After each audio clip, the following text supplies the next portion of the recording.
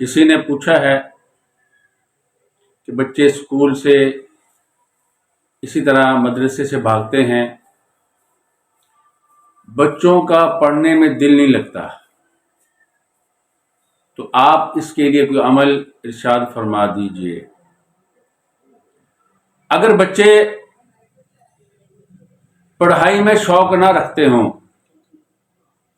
یا بچے دین اور دینی امور سے دور جا رہے ہوں، نماز سے، اور بالغ ہیں، روزے نہیں رکھتے، والدین کے نافرمان ہیں،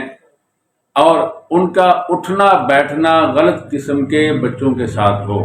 یعنی ان کے اندر دینی رغبت کم ہو، دنیاوی چیزوں میں،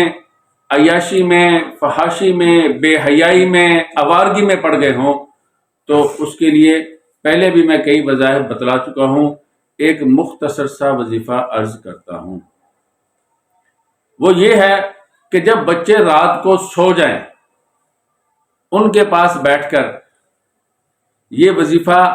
یا ہادی یا سلام،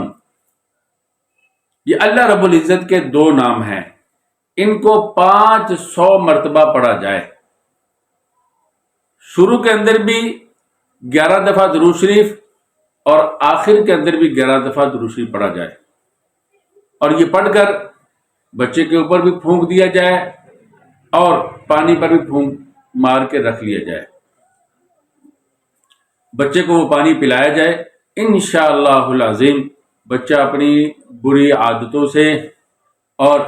بے راہ روی سے، بری صحبت سے باز آ جائے گا اور اپنی تعلیم میں دلچسپی لینا شروع کر دے گا۔ تو اس وظیفے کو اچھی طرح یاد کر لیجئے، یہ ہر گھر کی ضرورت ہے۔ دعا کیجئے اللہ رب العزت ہمارے بچوں کو نیک اور صالح بنائے۔